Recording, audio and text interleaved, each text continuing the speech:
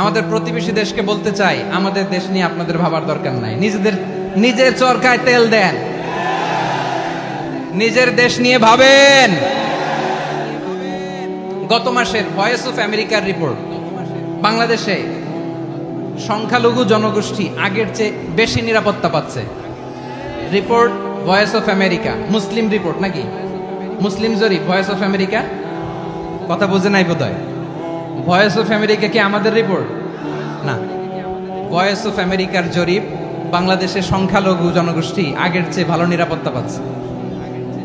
শুধু এখানেই শেষ না, মাইক্রোসফটের একটা জরিপ শোনাই আপনাদেরকে। তারা সারা পৃথিবীতে গুজব, ভুয়া আর মিথ্যা নিউজ ছড়ানোতে কোন দেশ সেরা একটা রিপোর্ট করেছে। এর মধ্যে 1 নম্বরে এসেছে ভারতের নাম। মাইক্রোসফট তো মুসলমানরা চালায় না? কথা বোঝে নাই বোধহয়। প্রতিবেশী দেশকে বলবো, আপনারা নিজের চরকায় তেল দেন, আপনারাও শান্তিতে থাকেন, আমাদেরকেও শান্তিতে থাকতে দেন। সব চেঞ্জ করা যায়, প্রতিবেশী চেঞ্জ করা যায় না। আমাদের ল্যান্ড তাদের ল্যান্ড, পাশাপাশি। আমরা চাই তারাও সুখে থাক, আমরাও সুখে থাকি, ঠিক কিনা? কিন্তু প্রতিবেশী হলে বন্ধুত্বপূর্ণ আচরণ করতে হয়। প্রতিবেশী যদি বন্ধু না হয়ে প্রভু হতে চায়, এরকম দানব প্রতিবেশী কেউ চায় না। ভারত যদি বন্ধুত্ব উপহার দেয়, আমরাও বন্ধুত্ব দিব। কি বলেন? তারা যদি বন্ধুসুলভ আচরণ করে, আমরাও বন্ধুত্ব উপহার দেব। কারণ আমাদের পররাষ্ট্র নীতি হচ্ছে সবার সাথে বন্ধুত্ব, কারোর সাথে বৈরিতা নয়। আলহামদুলিল্লাহ বলেন, কত চমৎকার পলিসি আমাদের। আমরা নির্বিবাদী, আমরা বাংলাদেশিরা শান্তিকামী। We are proud of that. এজন্য আমরা গর্ববোধ করি। আমাদের পররাষ্ট্র নীতি সবার সাথে বন্ধুত্ব, কারোর সাথে শত্রুতা নয়। তাই প্রতিবেশী দেশকে বলবো, আমার ভাইয়েরা, আপনারাও আমাদের ভাই। বন্ধুত্ব দিলে বন্ধুত্ব পাবেন। বন্ধুত্ব ইজ ওয়েলকাম, দাদাগিরি নয়। বন্ধুত্ব ওয়েলকাম, দাদাগিরি নয়। Loud and clear. ভারত যদি বন্ধুত্ব দেখায়, বন্ধুত্ব পাবে। কিন্তু ভারত যদি বাংলাদেশে আধিপত্যবাদ বিস্তার করতে চায়, বাংলাদেশের 18 কোটি জনগণ সেটা রুখে দেবে। ভারত যদি গৌর গোবিন্দের ভূমিকায় নামতে চায়, দেশের 18 কোটি মুসলমান শাহজালালের ভূমিকায় নামবে।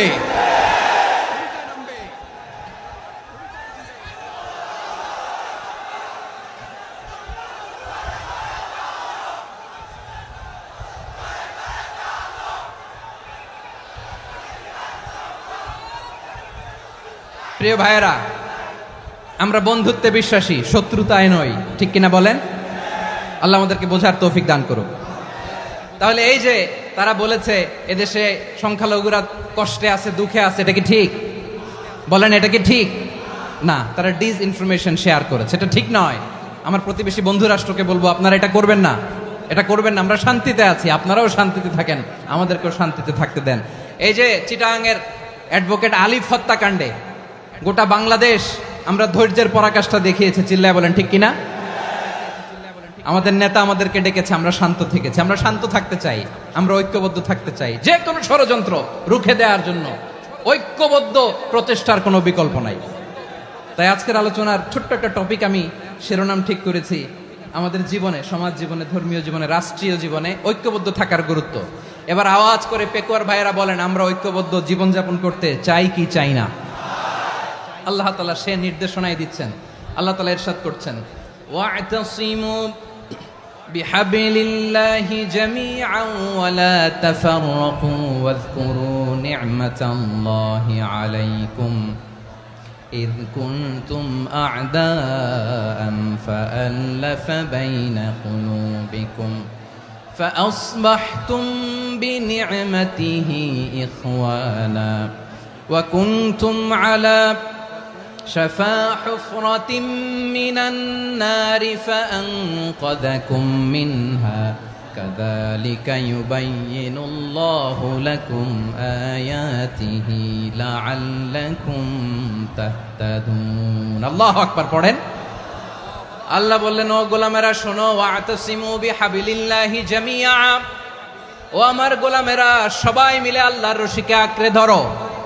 আল্লাহর রশি হলো ইসলাম, আল্লাহর রশি হলো কোরআন। আল্লাহ বললেন, কোরআনকে আঁকড়ে ধরো, ইসলামকে আঁকড়ে ধরো। একা একা আঁকড়ে ধরলে চলবে না, জামিআ, সবাই মিলে আঁকড়ে ধরো। এই আদেশটা আমাদের জন্য দান করেছেন কে?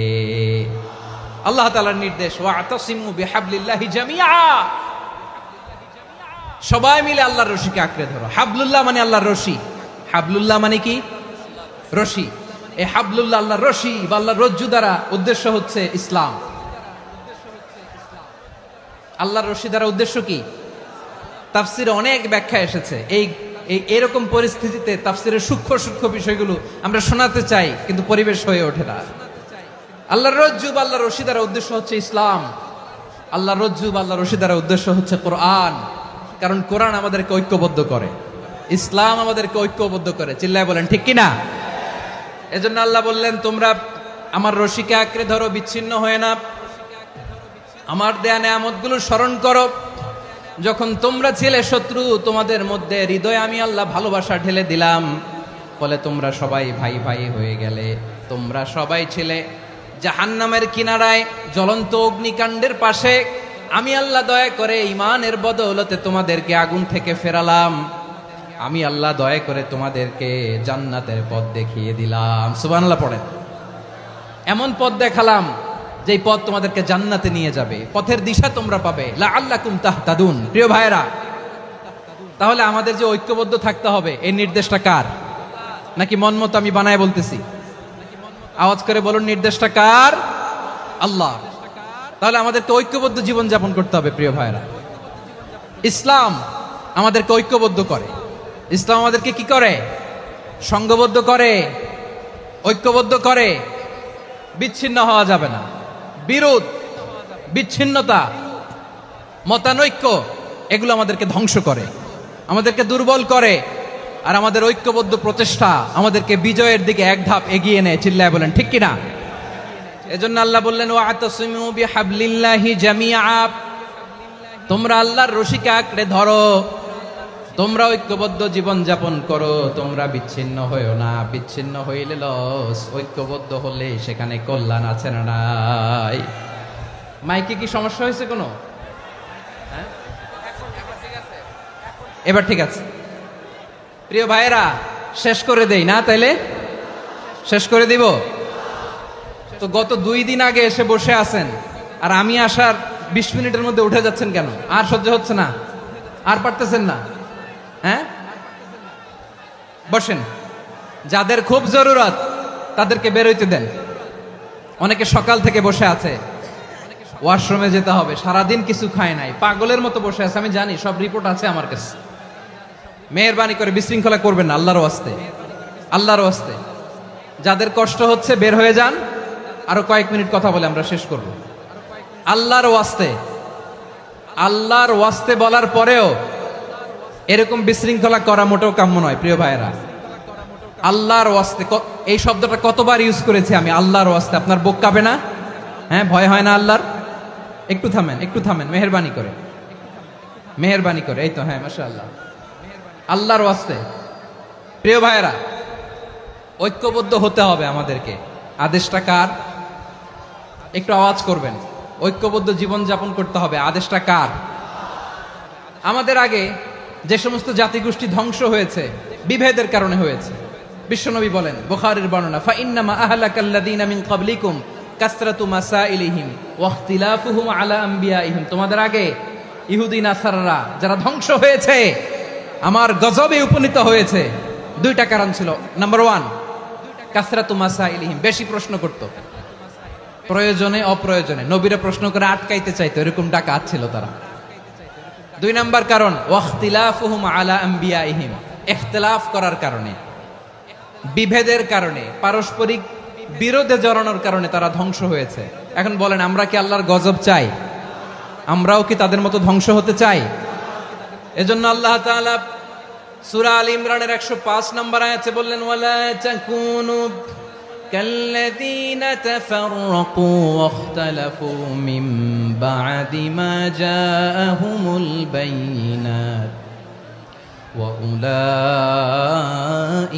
লাহুম আযাবুন আযীম। খবরদার, প্রমাণ পাওয়ার পরেও, দলিল নাজিল হওয়ার পরেও যারা বিরোধ করেছে, ইখতিলাফ করেছে, বিচ্ছিন্ন হয়েছে, খবরদার তোমরা তাদের মতো হও না।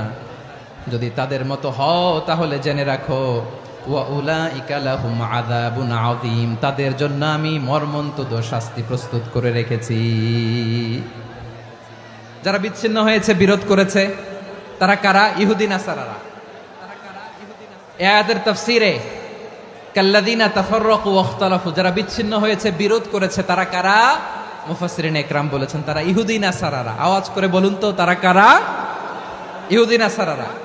বিষ্ণু ঈসা ইসলাম সুনানে আবু দাউদ এবং তিরমিজির হাদিসে বলেন, ইফতারাকাতিল ইয়াহুদু আলা 71 ফিরকা, ইহুদিরা 71 দল হয়েছে।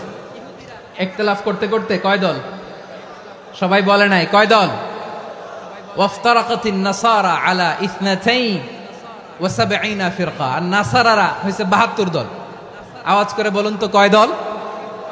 ওয়াসাতাফতারিকু হাদিহিল উম্মাহ বি73 ফিরকা। আর বিশ্বনবী আফসোস করে বলেন আমার উম্মত হবে 73 দল। ইহুদি 71 দল, নাসারা 72 দল, আর আমার উম্মত, বুঝে থাকলে আওয়াজ করে বলেন। বিশ্বনবী বলেছেন আমার উম্মত ভাগ হবে কয় দলে? কুল্লুহা ফিন্নার, সব জাহান্নামে যাবে, ইল্লা ওয়াহিদা, একটা দল ছাড়া। সাহাবারা বললেন মান হিয়া ইয়া রাসূলুল্লাহ, সেই নাজাত প্রাপ্ত জান্নাতি দল কোনটা? আপনি কি আমাদের বলবেন না? আপনি মেহেরবানি করে একটু বলে দেন তারা কারা। বিশ্বনবী বললেন মা আনা আলাইহি ওয়া আসহাবি, আমি এবং আমার সাহাবারা যেই মতের উপর, যেই পথের উপর আছে, এই মত এবং পথের উপর যারা থাকবে তারাই জান্নাতের দল হয়ে যাবে।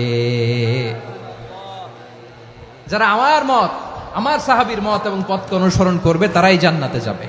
তাহলে প্রিয় ভাইয়েরা, আমরা কি আর ইখতিলাফ করব? কাদা ছোড়াছুরি করব? করবেন না যে বোঝাই তো যাচ্ছে দৃশ্য দেখে। ধাক্কাধাক্কি যে আপনারা করবেন না। আপনাদের এই যে আমলনামা তো আমার কাছে আছে,